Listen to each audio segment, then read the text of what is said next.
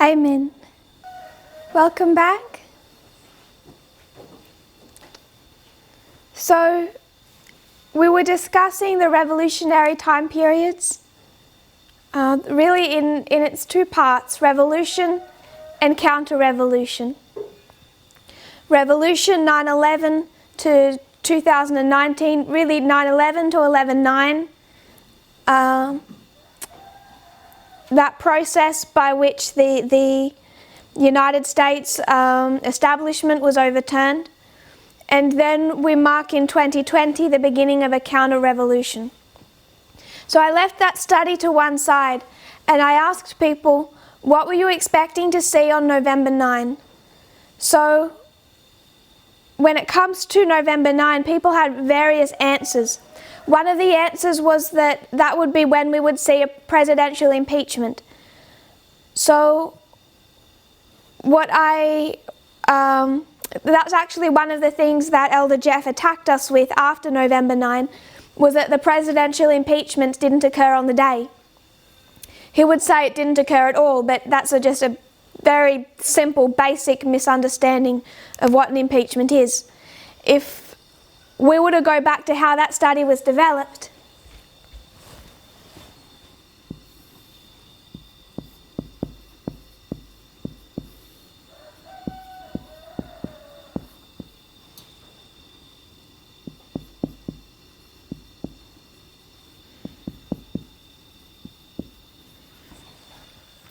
it was a really neat study where it actually, I won't draw it up for board work, but where you have 1865.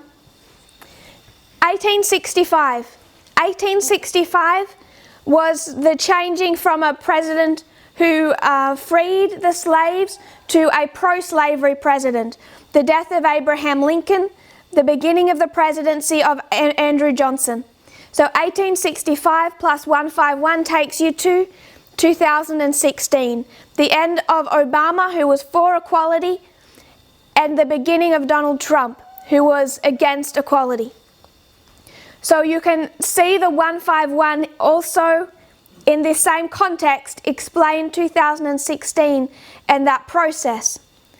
But then you can also see 3 years later, 1868, Andrew Johnson, he has favoured the South to such a degree. He has fired someone he shouldn't have. He's violated he's misused his power as president, and they try to impeach him. 1868 plus 151 takes you to 2019. So it's a neat study that explains more than 2019 and that impeachment. It takes you back to 1865 and shows you the change in these presidents. But that study never linked to November 9. It had no link. I don't believe that link was ever made in a presentation. So there was a misunderstanding where some people thought that impeachment should happen on November 9. But in 1868, Andrew Johnson's impeachment is not on November 9. So we have no link for that. So I would suggest that could never have been the event of November 9.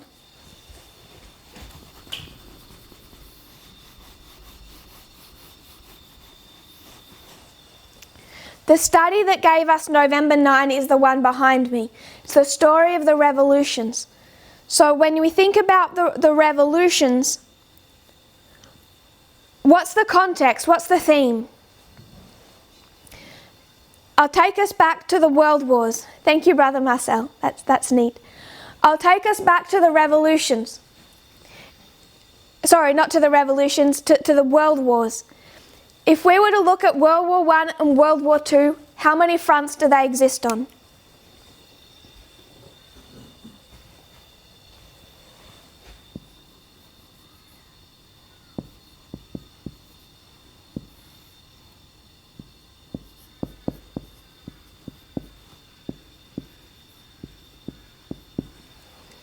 There is an Eastern Front and a Western Front.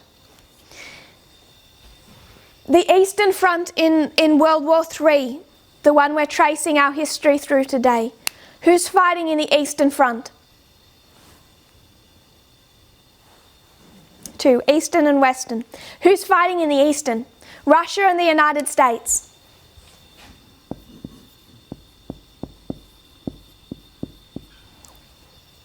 Who's fighting in the Western?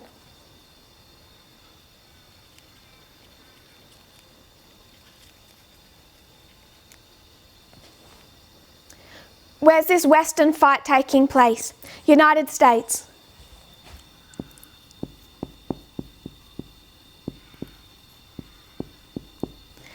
The United States versus the West, and the United States is part of the West. So in many ways it's the United States versus the United States, which is what?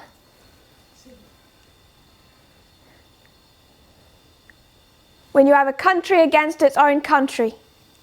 Civil war, yes. So this is civil war. So when we do the study of the revolutions, are we speaking about the Eastern Front or the Western Front?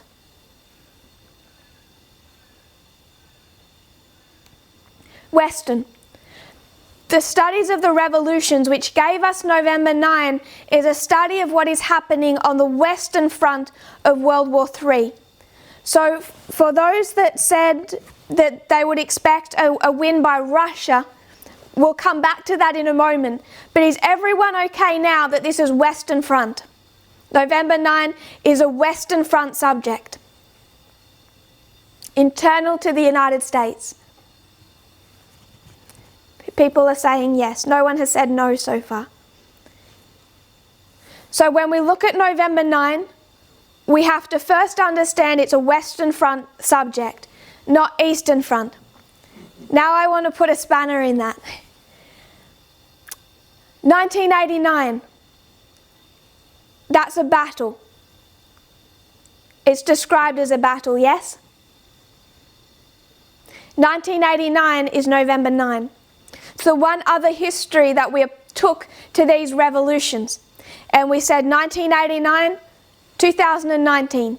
1989 was a battle between the United States and the Soviet Union. 2019 is a battle between the United States and Russia. November 9, 1989. November 9, 2019. Can you see the difficulty we're in?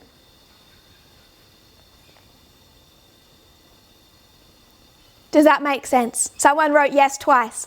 So I think they really see it. Sister Alison, you says yes. So we've agreed that that is a subject of November 9 is a subject of the Western Front. Civil War, the United States versus itself. Then we went back to 1989.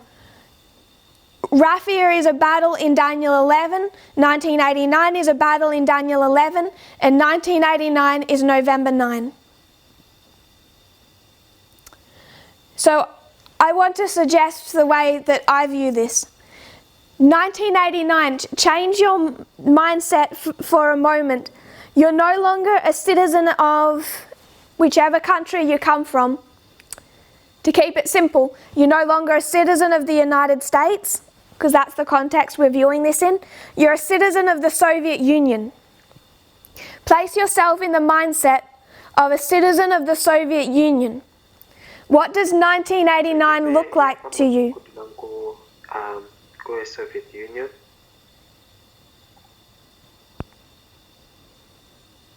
I heard a voice. I'm not sure if that was a mistake, but I didn't understand it. Sorry, I'll go back to my question. 1989, place yourself in the mindset of someone who is a citizen of the Soviet Union. Does that make sense, Sister Lana?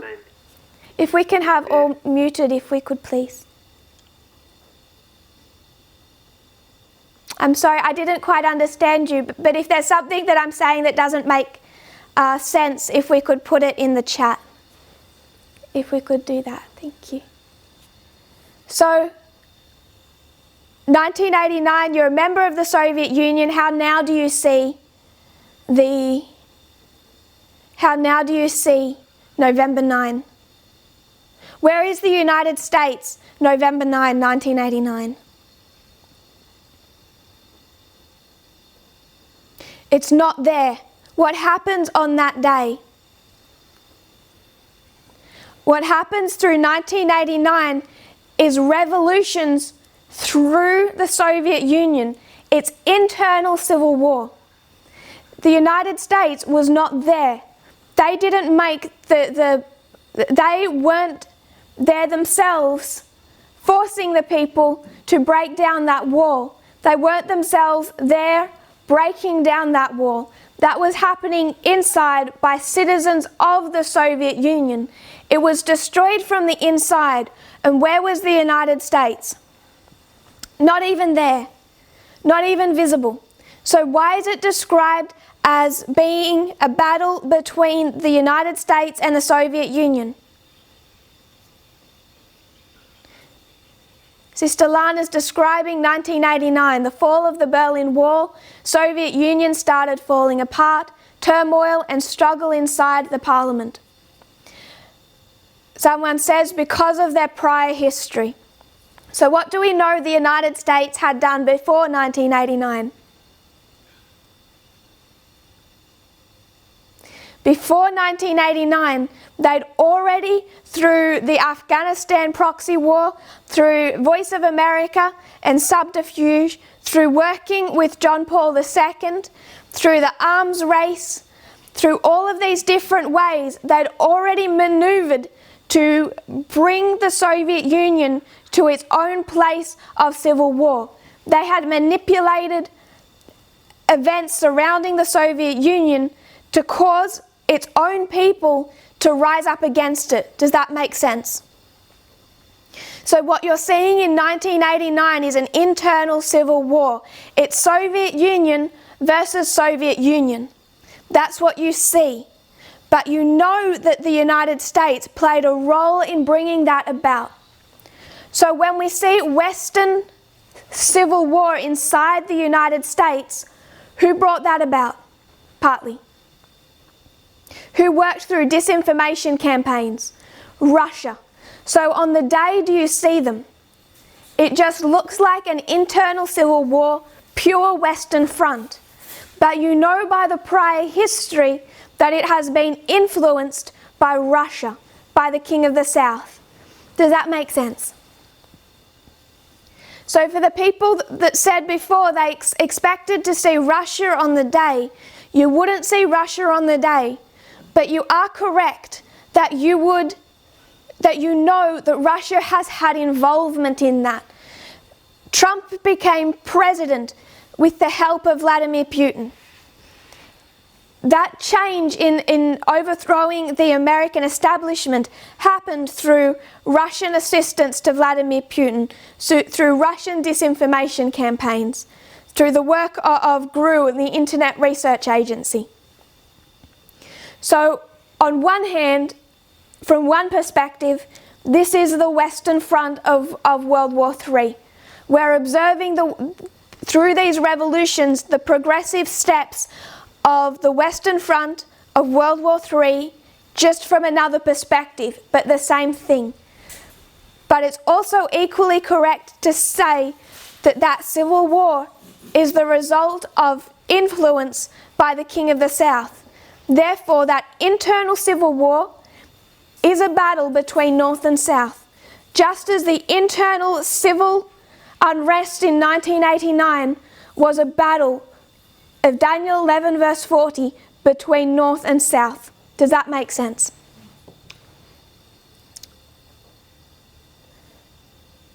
Can you see how our history is complex?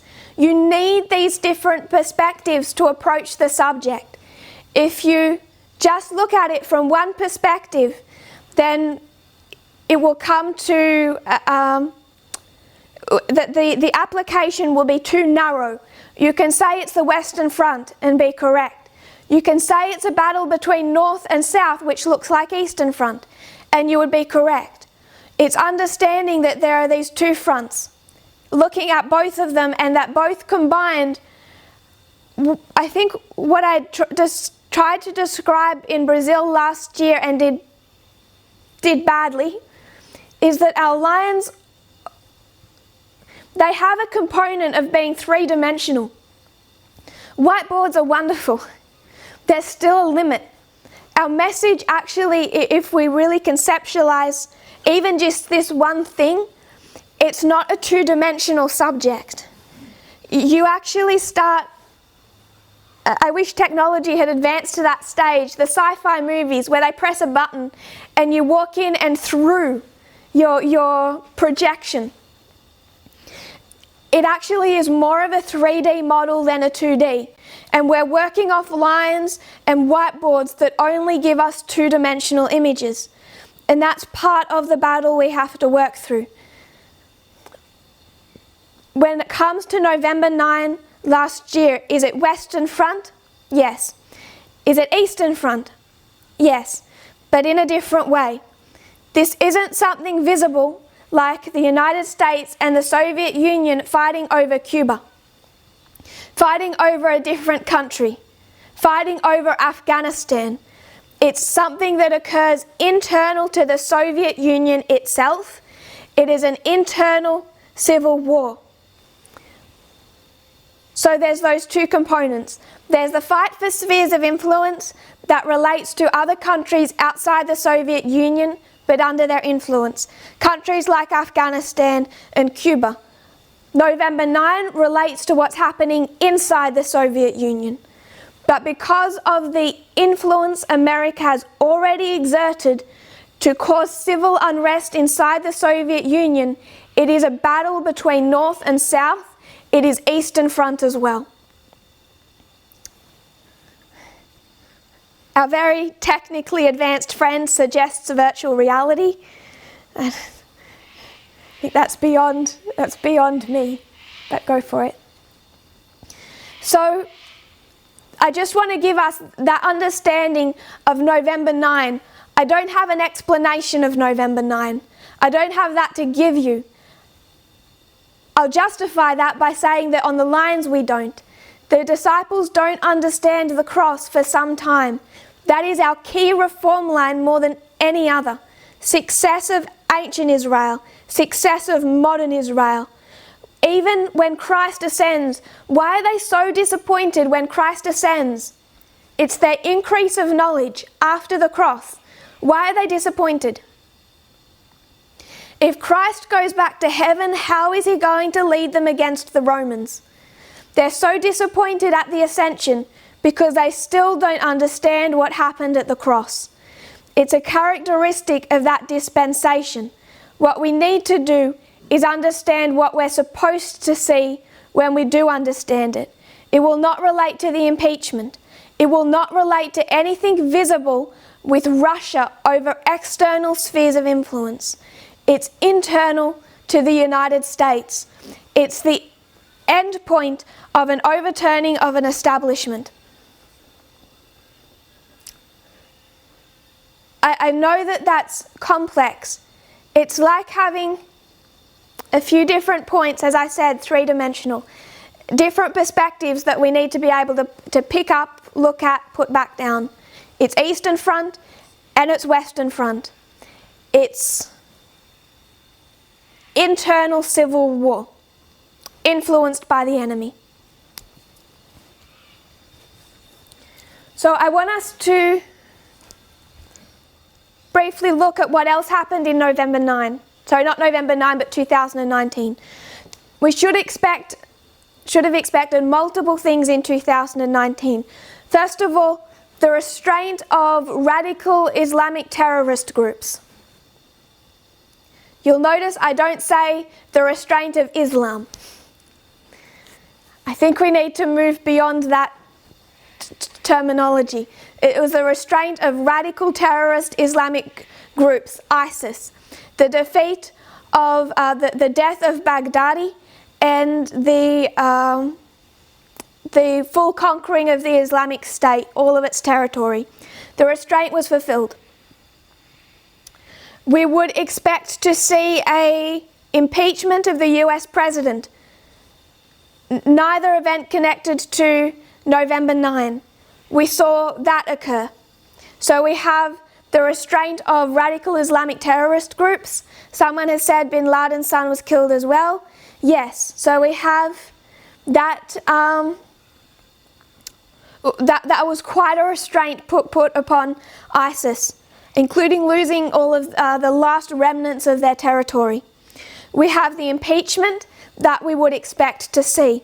We also have a fight over spheres of influence between the United States and Russia, external to what's happening inside the United States. This fight over spheres of influence was not connected to November 9. So what I want to do in the little bit of, just for a short amount of time, is something I want to do perhaps more thoroughly at another point.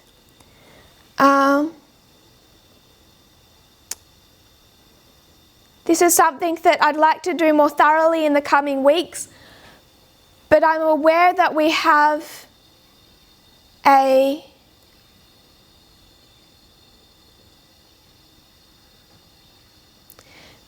fair bit to learn on this subject.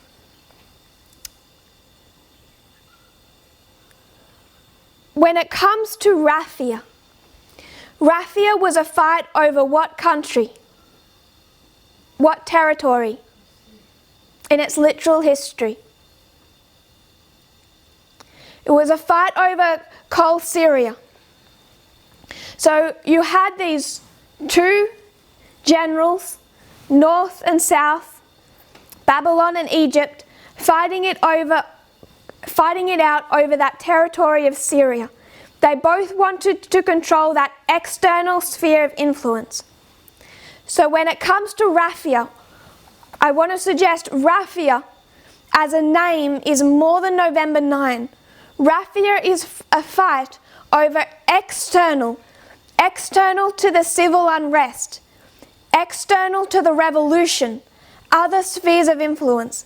That is what raffia is about. If we could, what I want to do is change my screen so you won't see me. You will hear me, but I want to change the screen to Google Maps, just so we can see a world map. I'm hoping we can all see that now.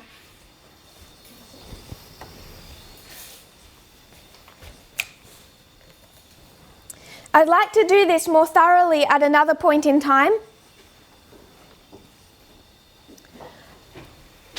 I just want to lead us through a little bit of history, why these spheres of influence are so important. You'll remember that last year, what was FFA's position on raffia? The issue that they have with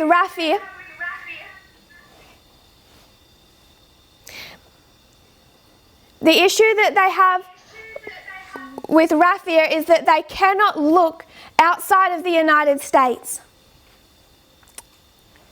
Sorry, brief technical issue.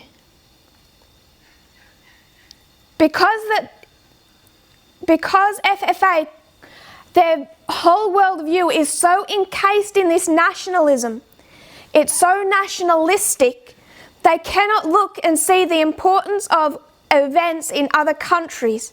This has hindered them being able to see the external events of raffia. Raffia was a fight over Coal Syria. It was external to Babylon, it's external to Egypt. It's a fight over who controls this strategic region of the world. 2019, there are multiple strategic areas. This is outside of November 9. Raffia was not the day. Raffia was the year. And I want us to see the importance of these spheres of influence. We have discussed before this territory of Syria. I'll just review quickly why this is a place of such strategic importance. If you look down, you have Saudi Arabia and you have Iran. Saudi Arabia and Iran are mortal enemies. Iran is Shia. Iran is Shia, Saudi Arabia is Sunni.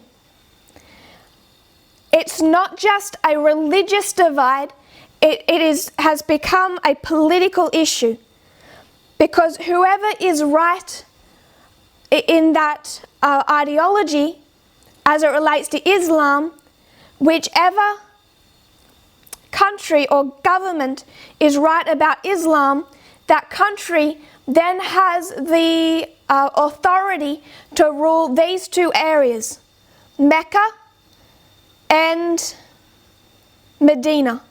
These are the two holiest sites in the Muslim religion, in Islam. So if Iran and Shia Islam is correct, Iran says this House of Saud, this government of Saudi Arabia, does not have the religious right to control Mecca and Medina. So this is about legitimacy as a world power, as a government. This is the church-state union that began to come together much more forcefully in 1979. So these are mortal enemies, and these two fight over spheres of influence. So Iran supports Russia. Russia supports Iran. The United States supports Saudi Arabia. And in here you have another country supported by the United States, Qatar, a US ally. So Qatar has access to oil from the Persian Gulf. They wanted to build a pipeline.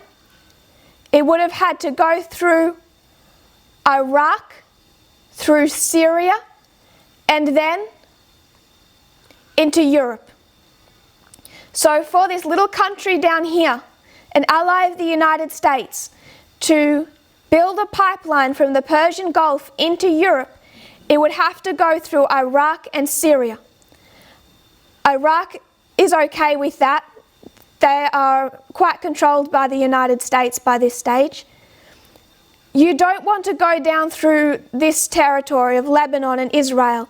There's too much unrest. You need to go through Syria and then through Turkey. Turkey is a US ally when it wants to be. It's acting like a rebel without a cause at the moment. But it wouldn't be a major problem. The problem is Syria, because who is Syria allied to? Iran and Russia. So when Qatar wants to build this pipeline through here, Syria blocks it.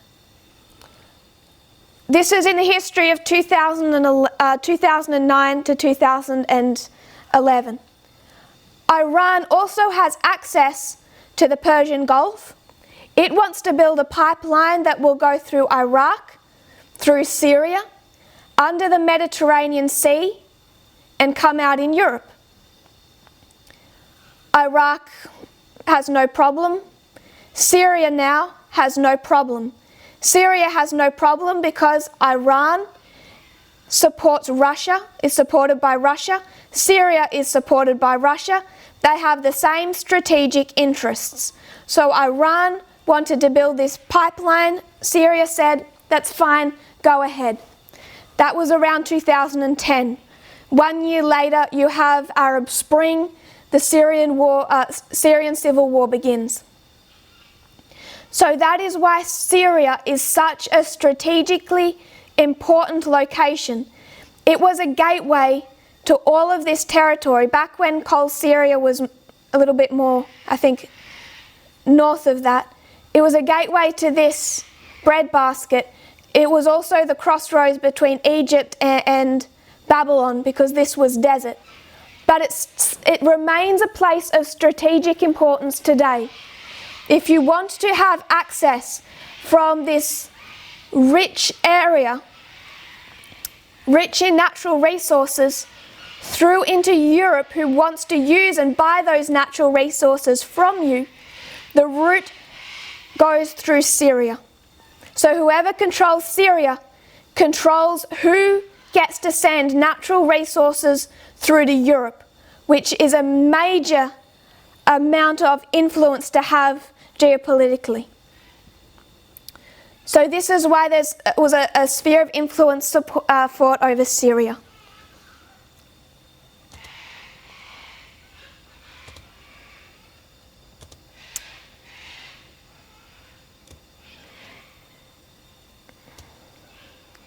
I want us to come back out of the subject of Syria and just have us briefly look at a couple of others. We'll come down here, Yemen. So what do we know about Yemen?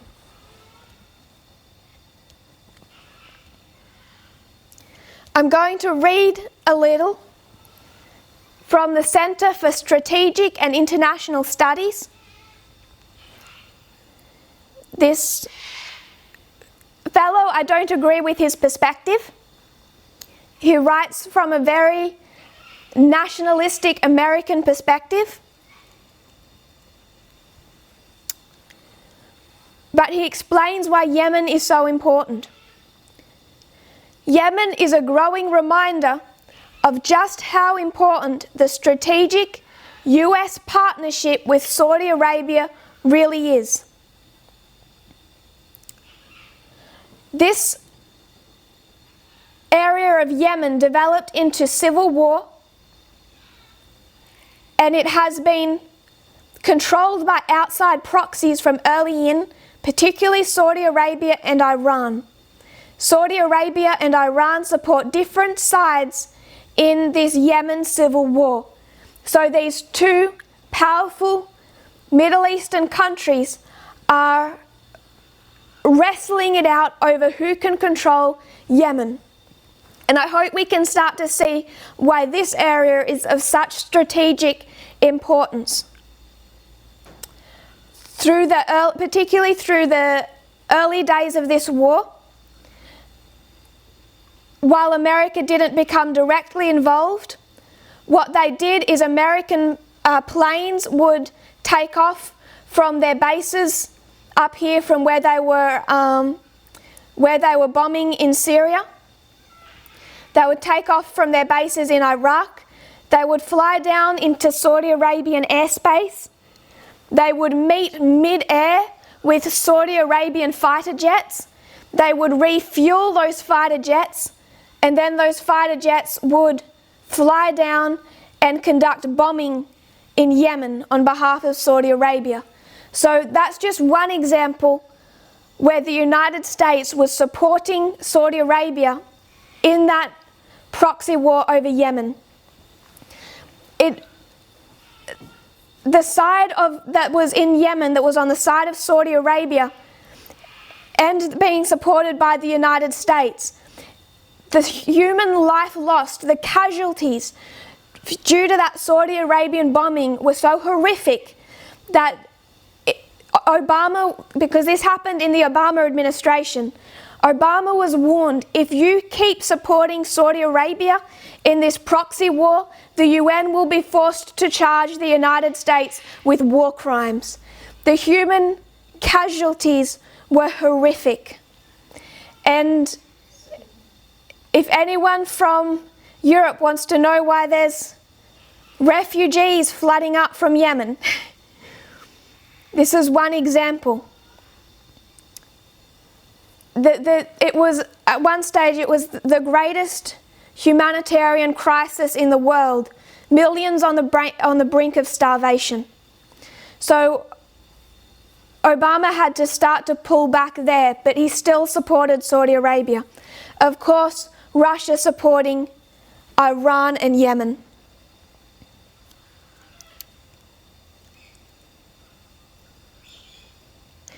Quoting this fellow, he puts Yemen in a broader strategic context.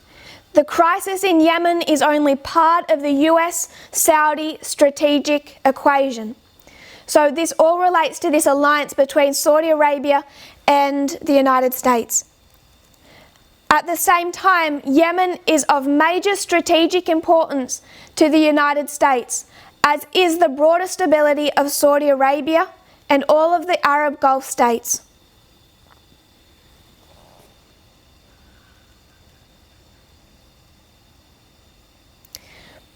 down here you have the Gulf of, I think that's Hormuz.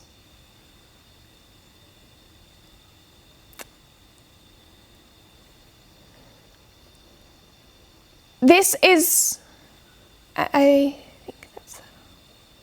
this is hugely strategic. You would note I think even the early months of this year, Iran was attacking tankers that went through this. It's something that they practiced in 1997 as well. It's been a practice of theirs that when they want to push for more global influence, when they want to punish another country, they start covertly attacking the oil tankers that are forced to travel out of the Persian Gulf and around this point. So Iran controlling this choke point can cause a great deal of problems for the United States and for US allies.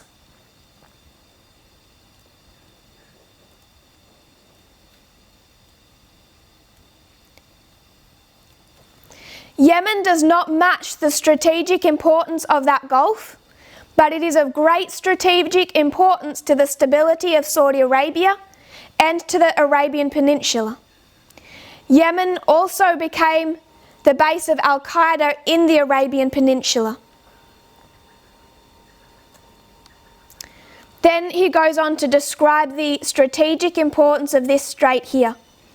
It's called, if I can pronounce it correctly,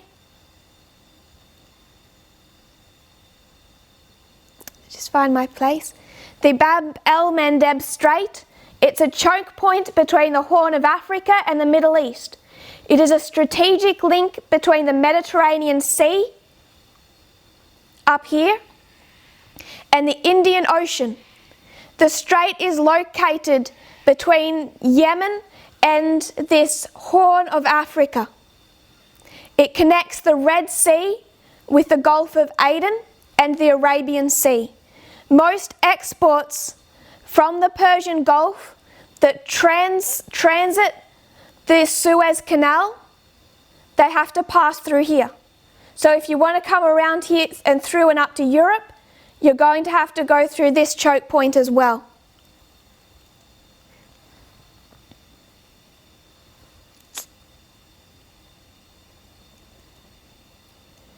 It's 18 miles wide at its narrowest point, limiting tanker traffic to a 2-mile wide channels, two 2-mile wide channels for inbound and outbound shipment. So a 2-mile wide channel for inbound, 2-mile wide channel for outbound. Closure of that area would keep tankers from the Persian Gulf from being able to go through the Suez Canal or Sumed pipeline, having to divert them all around through the southern tip of Africa. Any hostile air or sea presence in Yemen could threaten the entire traffic through the Suez Canal. So when you have these proxy wars, Syria is strategically important, Yemen is strategically important. Moving on to another one, Libya. Libya is a major issue, a major concern.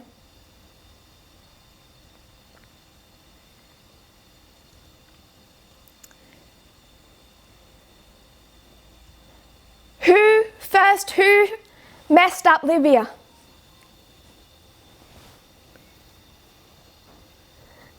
It's fun until it's your guy. This was Obama and Clinton. They overthrew Gaddafi and they messed up that job badly.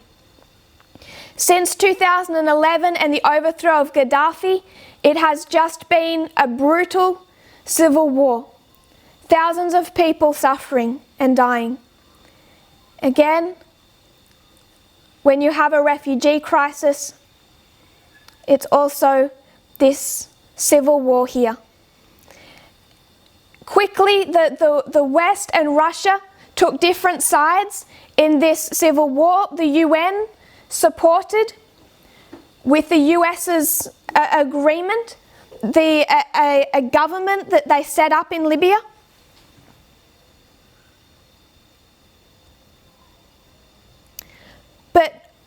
Moscow supported the rebel commander Khalifa Haftar.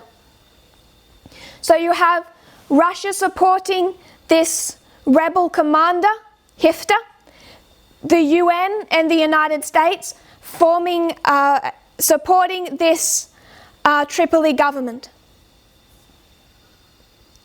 And they're fighting over this country here. Tripoli is up here. So Haftar, with the support of Russia, controls the vast majority of the country, but the government controlled the capital and this territory up here, which was of particular strategic importance. So over the last years, this has been another fight over spheres of influence. Why does Russia want their guy in charge of Libya? Why do they want Libya?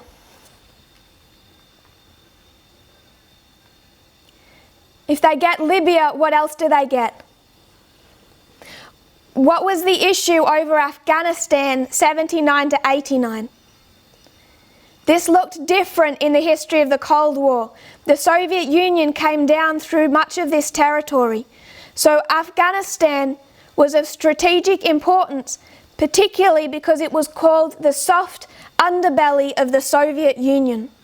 You don't want an enemy government having influence over your soft underbelly. So what's Libya directly under? If Vladimir Putin has Haftar succeed in Libya, take over the whole country, he has the soft underbelly of virtually the whole NATO alliance. He already has air bases situated in Libya. He has troops on the ground there. He sent in his own covert soldiers, his own drones, his own tankers and bombs. He's already set up air bases, Russian air bases inside Libya in preparation. The strategic importance of that location, beyond the influence of, beyond any wealth or economic deals, is again its location. It divides East and West Africa at this top junction.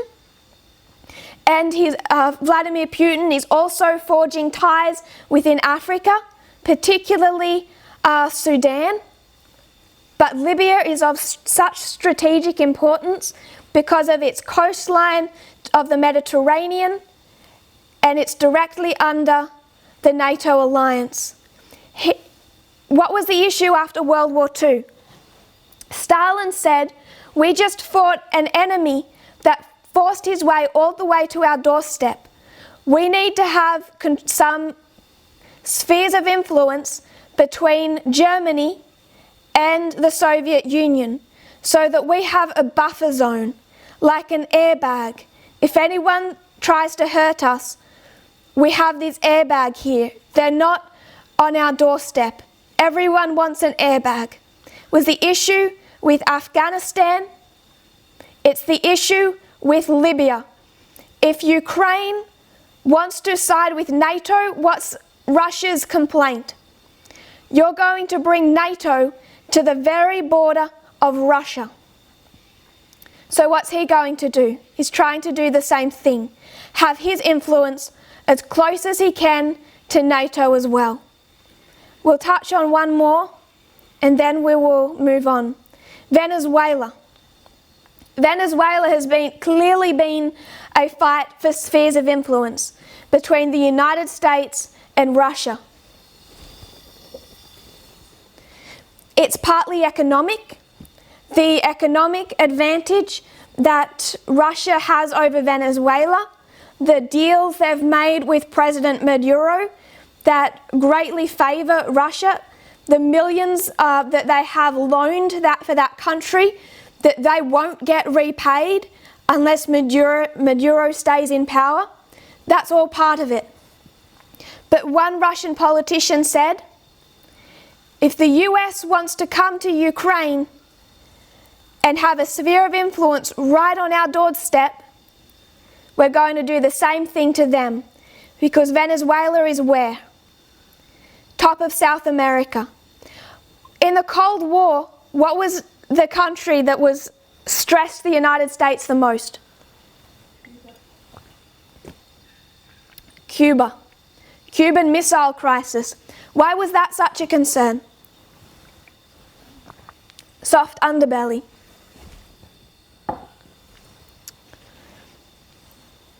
Cuba became a major point of tension in the Cold War. The one point where we really could have had a hot nuclear war was because the United States did not want the Soviet Union having a sphere of influence how far from its borders. Venezuela isn't quite as close, but it's about as close as they're going to get. And for the same reasons, it's a strategic sphere of influence. Last year, I won't go into that details for time. When did Venezuela first erupt in protests? 2014. So much of these spheres of influence you can see particularly escalated in 2014. If it's not 2014, it's 2011. Syria, for example. Syria, 2011. It starts, the civil war starts. 2014, America becomes involved in that region. So you have 2011 as important, but 2014 particularly is when these spheres of influences blew up. 2014, protests in Venezuela. The man who led those protests is imprisoned, and another protege of his takes his place, and this is, I'll pronounce his name wrong, Guaido. This is the opposition leader in Venezuela. He took the place of the fellow who was leading the protests in 2014. 2019, that blows open again, and Russia starts sending aid to Maduro. March 23, the same day ISIS collapses, Russian troops arrive in Venezuela. The same day, a tanker arrives as well with particular chemicals that Maduro could not get because of Russian sanctions. He needed certain goods to continue the oil economy of Venezuela. US sanctions blocked him receiving those needed goods, so Russia sent through particularly Rosneft, filled a tanker. I think they might have filled it in South Africa, and then they sailed across. They arrived in Venezuela, propping up the economy as well. In 2014, Russian troops start getting observed in Sudan as well as in Libya. They now have Russian troops on the ground as well as their financial support. We won't go into all that happened in 2019 in these countries. It was done in Australia, as I said earlier, December last year, 2019. It was also done in Kenya over December and January of 2019. But all of this relates to the Battle of Rafia, which was a fight between North and South over a sphere of influence separate to themselves. That was Eastern Front, solid Eastern Front. Rafia was not an internal civil war. That is just a few of the spheres of influence. You could also speak about last year's efforts by Putin to influence many countries throughout Africa with his first Russian-African summit. We could speak about Ukraine, his efforts in Ukraine last year. But last year, Vladimir Putin had major victories through all of the spheres of influence that we have mentioned. and others. It fulfilled the Battle of Raphia.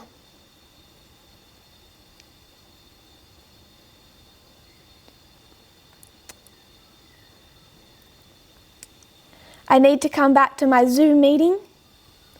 I'm not sure how to do that. Share. Just at the top. Stop share? Stop share. Okay. Oh, now I'm big. That's scary. What I wanted us to see,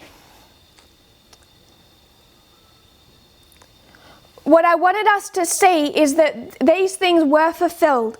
Everything else that we expected to see fulfilled in 2019, we have visibility of, except November 9 itself.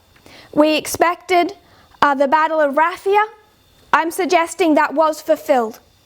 We're expecting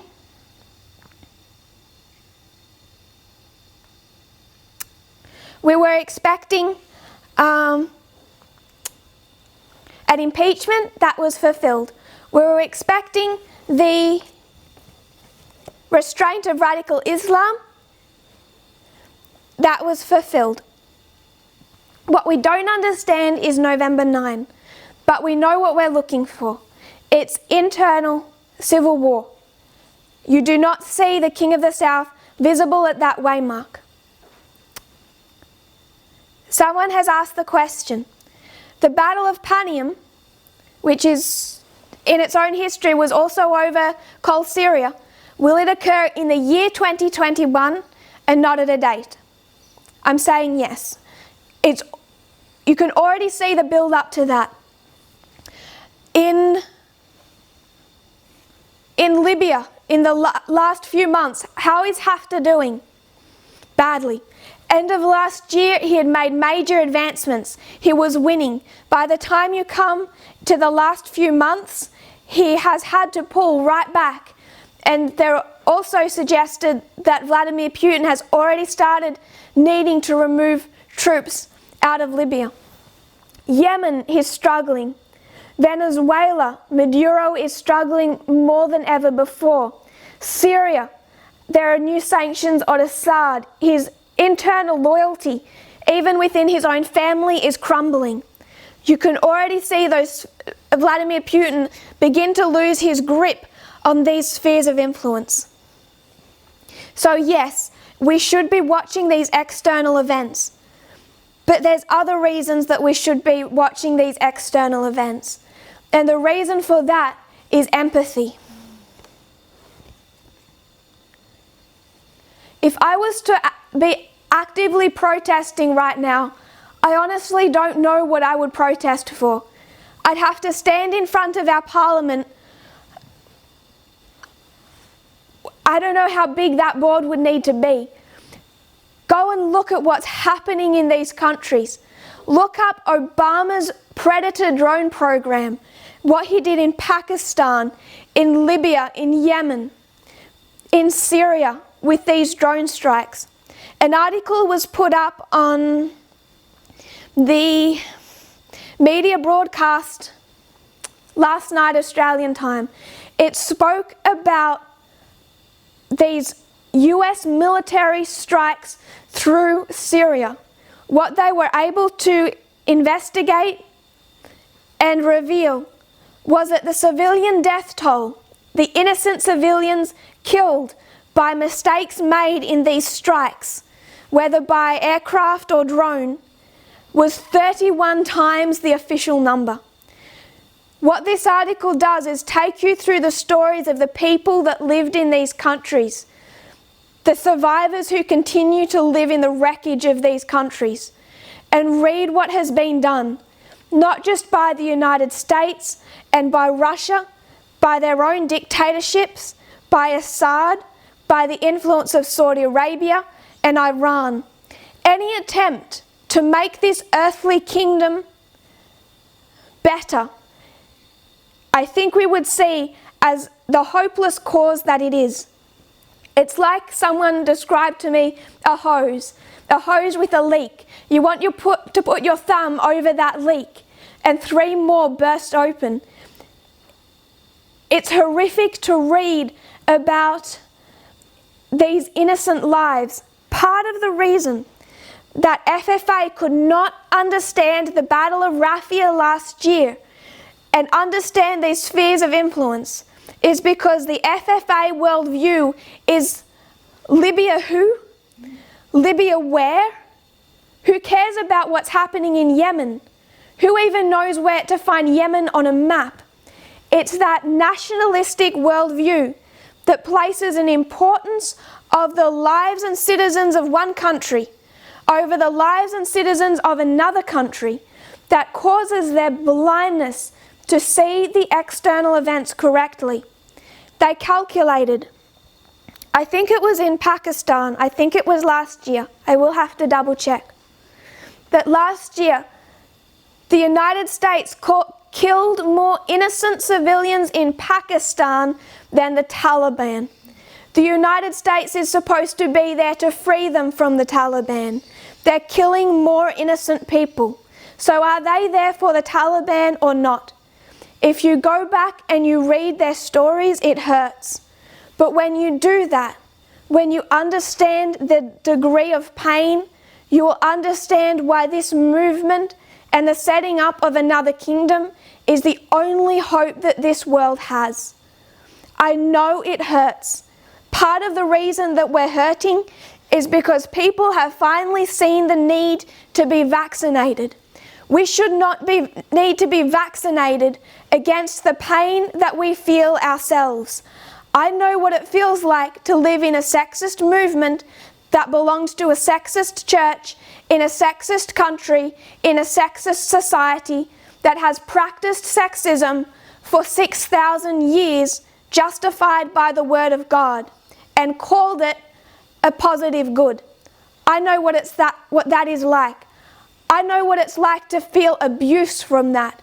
I don't need vaccination for my own pain. When you need vaccination, it's because there is something separate to your own experience, separate to what you feel in your own gender, in the own colour of your skin, in your own country and nationalism, to look outside and see the pain of somebody else. We need to be able to do that broadly. I will have more confidence in the direction people are taking in this movement when I see them post the stories of the innocent lives lost in Pakistan and Syria and Libya and Yemen and Venezuela because of both internal dictatorships, internal problems. When we speak about India, what that Hindu nationalistic government is doing to the Muslim population, what did they just do in Kashmir? What did Israel just do in the West Bank? This is the vaccination, the pain that is outside of the things that we feel ourselves. It is universal. It is global in its context now.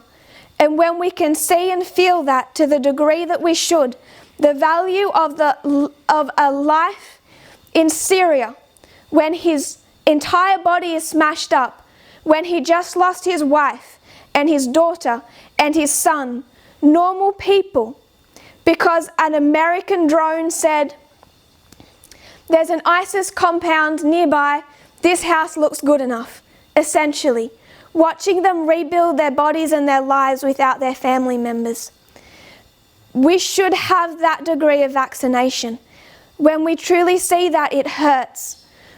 But we will not be tempted to remove ourselves from this movement because we will recognize the only hope that these innocent people have in countries where this movement doesn't even have a single representing priest will be that we set them up a kingdom they can join.